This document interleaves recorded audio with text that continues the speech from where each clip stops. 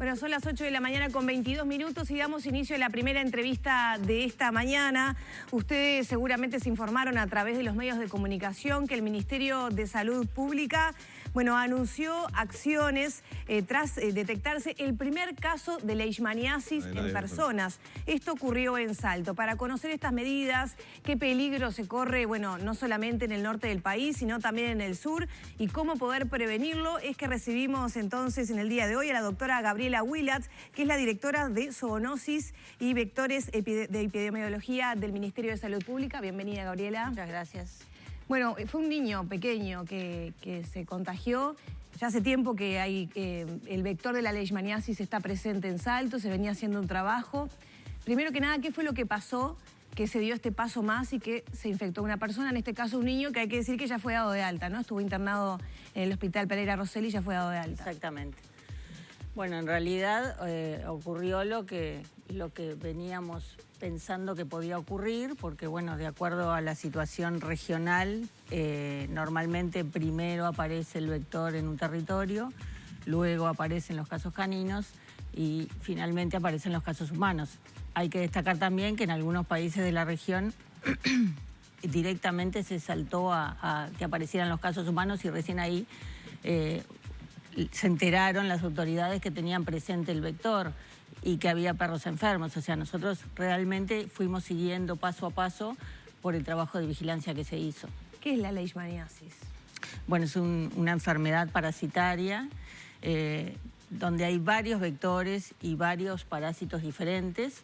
Nosotros tenemos que referirnos a lo que es leishmaniasis visceral americana, que es la que está ocurriendo en este momento en el país. ¿Qué provoca qué efectos? Bueno, esta leishmaniasis tiene como protagonistas al vector, que es una mosquita muy pequeña, más pequeña que un mosquito, como 5 veces más pequeño. Después tiene como protagonista al reservorio, o sea, la fuente de esos parásitos es el perro, lamentablemente. Y después las personas que son como un accidente en este ciclo, que pueden enfermar también. O sea, la mosquita, ¿dónde hay que combatir? ¿En la aparición de la mosquita? Claro. Bueno, supongo que en todas las áreas, ¿no? Exacto. Pero ¿dónde hay que trabajar para evitar la propagación de la leishmaniasis? En este ciclo, digamos, podemos interrumpirlo en varios lugares. O sea, el insecto pica a la hembra, se alimenta de sangre de perros, y con eso se lleva también el parásito y lo puede inocular a otros perros y también a los humanos. ¿Cómo pasa de los perros a los humanos? ¿O es la mosquita? Siempre a través del insecto. La mosquita esa pica a una persona y se... No a una persona, por eso el reservorio es el perro.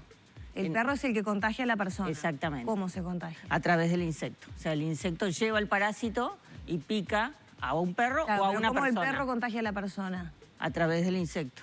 Por eso el insecto pica a la persona. Sí, pica a la persona. O sea, lo que no ocurre es la transmisión desde las personas.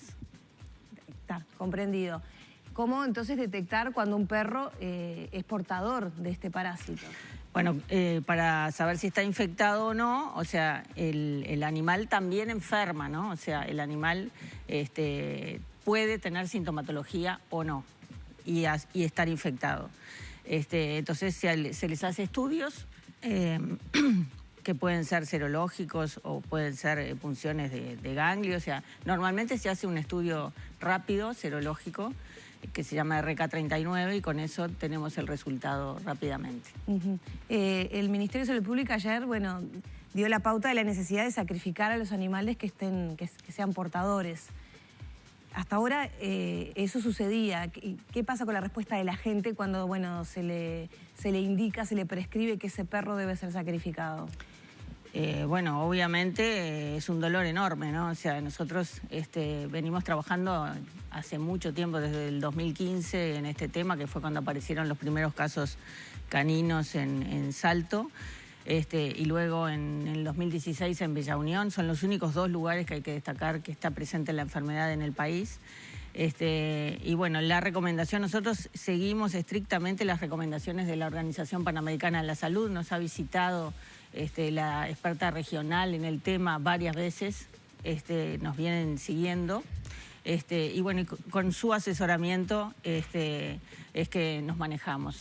Y bueno, la pauta para el reservorio, la recomendación es la eutanasia, porque es la fuente del parásito y porque no tiene cura, o sea, cuando se les hace tratamiento no hay una cura parasitológica, o sea, por más que a veces disminuyen algo los síntomas, el animal sigue siendo reservorio, sigue siendo fuente de parásito. Por lo tanto, esa es la recomendación. Obviamente no es la única medida que hay que tomar varias medidas en el ambiente, con la protección personal de cada uno, o sea, como que hay un paquete de medidas.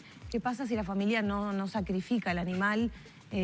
Por ahí gente conocida de Salto me dicen que a veces los animales se ocultan o se llevan al campo para no sacrificarlos, pero bueno, no en realidad tenemos una recepción enorme. Hay que decir que más del 90% de los caninos que se han detectado infectados han sido sacrificados, y hay que destacar que esa eutanasia es decisión del propietario.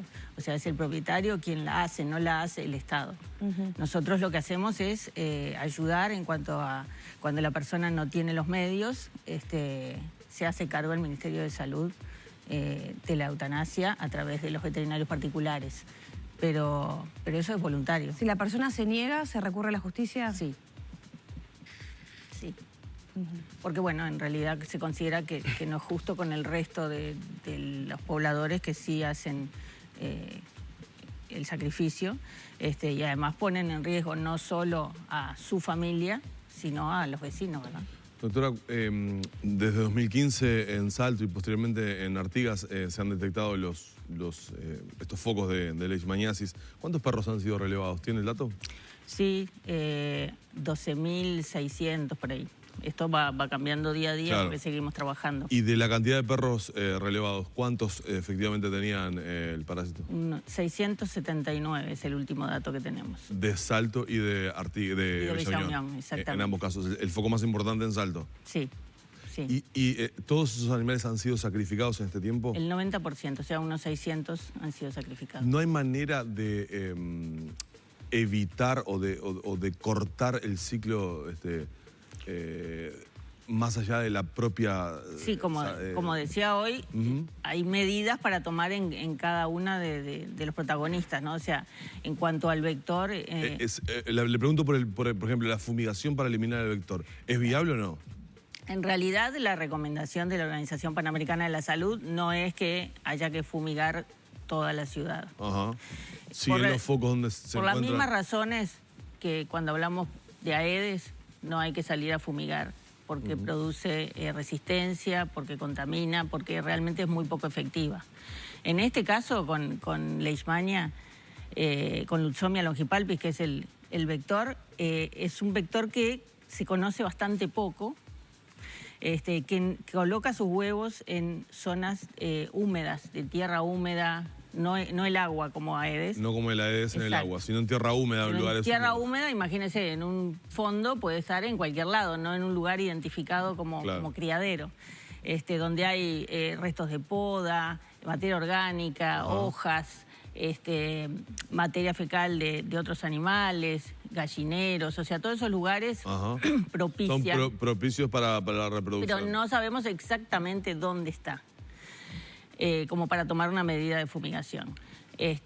Ahora, por ejemplo, en mi casa, ustedes llegan, hacen el análisis con mi perro y dicen, efectivamente, acá este perro está infectado con leishmaniasis. Se le hace la recomendación de que tiene que limpiar el fondo, cortar el pasto, está, eso lo quiero preguntar. Podar. Además de sacrificar a mi animal, porque yo digo, bueno, si no hay más remedio, lamentablemente sacrificamos al animal. ¿Se fumiga ahí en esa casa de su domicilio o no? No. ¿O dejan ustedes a que la persona limpie? Exactamente, o sea, se le hacen las recomendaciones, muchas veces se colabora desde la Intendencia. Pero no se tiene certeza si se llevan adelante esas medidas o no, o sí. No, o sea, el tema de fumigación recién ahora, con el caso humano, está recomendado por la Organización Panamericana. Ahora que aparecen humanos. Exactamente. Ajá. Y no porque, bueno, esperamos a que llegue el humano, sino porque hay que seguir estrictamente las recomendaciones porque, como les decía, la resistencia a los insecticidas está son presente. fumigaciones quirúrgicas, por decirlo de alguna manera, es decir, no masivas. Exactamente. ¿Ya las empezaron? No. ¿Cuándo las empiezan? Se está capacitando. Calculamos que la semana que viene, por las lluvias en realidad, porque Claro. la recomendación de esta fumigación es en el interior y en el exterior de la vivienda, en un área delimitada alrededor de la casa de la niña. Y la llegada del verano es porque, por ejemplo, en la EDES decimos el invierno es el momento mejor porque no hay una reproducción de la EDES, el frío. ¿Qué pasa con el verano con este vector? Lo mismo, o sea, el ciclo... O sea que estamos entrando en un ciclo complicado. Se acorta, exactamente, exactamente.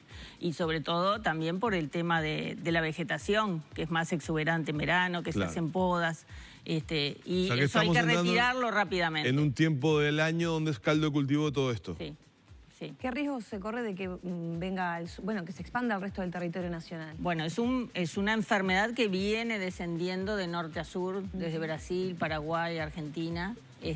Lo que hemos visto en nuestro territorio, que ingresó por el lado del río Uruguay y que va siguiendo esa costa. Se han hecho estudios en el vector, buscando el vector, en Paysandú intensamente, en varias localidades del departamento, en Tacuarembó.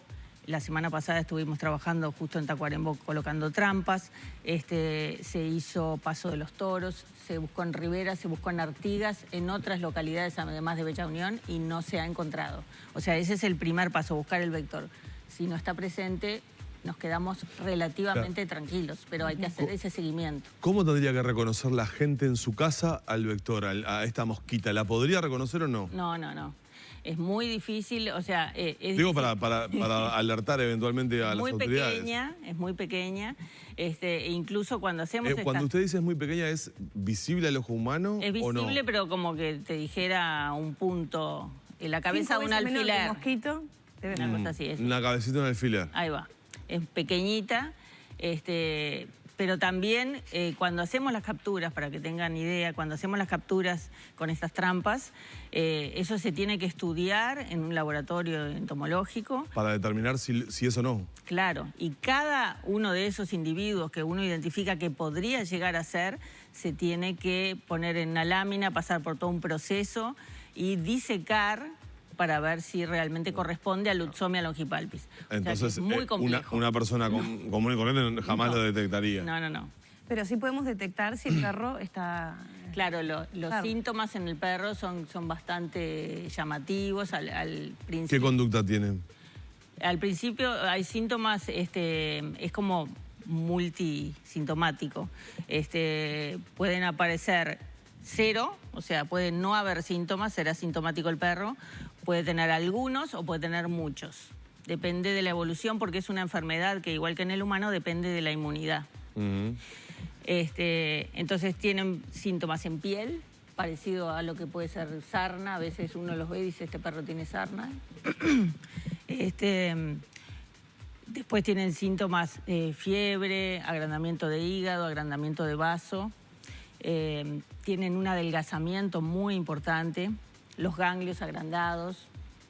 Y esas peladuras son bastante características en la nariz, en las orejas. A veces nos dicen, no, pero esto es la mosca, porque hay una mosca que les mordisquea las orejas. Pero bueno, las úlceras esas son las que en realidad llaman a esa mosca. O sea, como que hay una patología muy, muy cruel, porque uno ve estos animales y realmente están sufriendo. Es terrible. ¿El animal termina muriendo o el animal muere años así? No, el animal muere. Lo que hemos visto en un periodo que varía, obviamente, muere.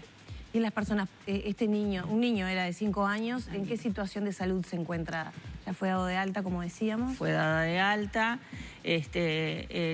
Tenemos este tratamiento que es bien específico, por más que es un tratamiento agresivo, porque para matar un parásito los tratamientos normalmente son bastante agresivos. Es intravenoso, o sea, y es prolongado. O sea, ahora se le hizo una parte del tratamiento, después la niña tiene que retornar a seguir con el tratamiento. Pero bueno, ya está mucho mejor, o sea, ya está sin fiebre. Luego digamos, de que se va de alta el paciente, ¿qué recomendaciones hay que seguir? Y hay que hacer un seguimiento muy estricto, ¿no? O sea, al ser una niña tan pequeña y que son los grupos más vulnerables, ¿no? Tanto los niños pequeños, sobre todo menores de 1 año, todavía más pequeños, y los ancianos son los 2 grupos que hay que cuidar mucho en esta enfermedad, porque en general, como les decía, depende de la inmunidad y por lo tanto, si hay alguna enfermedad sobreagregada, que puede ser VIH, tuberculosis, o sea, todo lo que disminuya las defensas, algún tratamiento oncológico o personas que van a recibir un trasplante, todos esos grupos son como más vulnerables, ¿no? Y concretamente, ¿qué le sucede a esa persona? ¿Se le aloja el parásito en las vísceras? Claro, entonces da fiebre prolongada, agrandamiento también de hígado y de vaso, disminución de las células, o sea, hay anemia, hay todas las células disminuidas en la sangre, o sea, es una afectación muy importante. Y si no recibe tratamiento, es fatal, ¿no? ¿Está la batería pronta, digamos, para atender otros casos humanos? Sí, tenemos el medicamento que está recomendado por la Organización Panamericana de la Salud. Dentro de la gama de medicamentos, el óptimo, ese fue el que se le administró, que es un medicamento caro, pero que está presente en el Uruguay y disponible para esta enfermedad. Doctora, sí. no, porque trasladando una pregunta que nos decía la producción que está llamando muchos televidentes.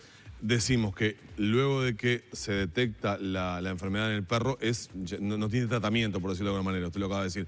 ¿El animal se puede inmunizar previamente como para prevenirlo? ¿Si hay vacuna? Sí. Existe una vacuna, no está registrada en el país. En realidad, como les decía, las leishmaniasis son una gama de enfermedades y en España, por ejemplo, es un tipo de parásito, un tipo de flebótomo, de insecto, distintos a los que existen en América. O sea que tenemos que hablar de leishmaniasis visceral americana. Y la situación en América es que la vacuna no estaría funcionando. Son 3 dosis. Se ha aprobado, pero no ha dado resultados, digamos. Exactamente. Por los resultados esperados. Exactamente. Estoy bichando otros mensajes que llegan a través de Facebook y, bueno, hay algunos de ellos que están... se oponen férreamente al sacrificio de perros. ¿Hay otro mecanismo? La vacuna no es efectiva, no está registrada. Dicen que en otros países no se hace esto del sacrificio de perros. A ver, como te decía, siempre nos comparan con la situación en Europa y la situación en Europa es otra, totalmente distinta. De la enfermedad en sí, de la inmunidad de la población, de la cantidad de perros que hay en Europa. O sea, tenemos que compararnos con los países de la región. La gente tiene mejor inmunidad y hay menos perros. Exactamente. Hay tenencia responsable, por ejemplo. Tenemos que ver la situación de nuestros vecinos y bueno, por eso nosotros nos ceñimos a la Organización Panamericana de la Salud y a sus recomendaciones. Se imaginarán que a nadie le gusta tener que decir que hay que sacrificar a los animales. La peor de las conductas a tener que seguir. Todos tenemos mascotas y sabemos lo que es el afecto que uno les tiene, pero uno tiene que considerar la salud de los otros animales sanos, porque ese perro estaría infectando a otros perros sanos, y la salud de los humanos, obviamente.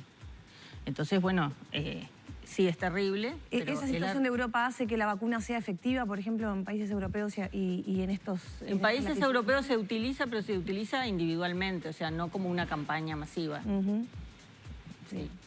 Muchísimas gracias. Por favor, a las órdenes. Bueno, muy bien, doctora. Vamos cerrando la entrevista por acá. Le agradecemos mucho por habernos acompañado esta mañana. Gracias por difundir. Y, por supuesto, hemos intentado trasladar todas las preguntas que han llegado de ustedes, que han sido muchas. Esperamos que se haya dado traslado a esas preguntas y las respuestas de la doctora.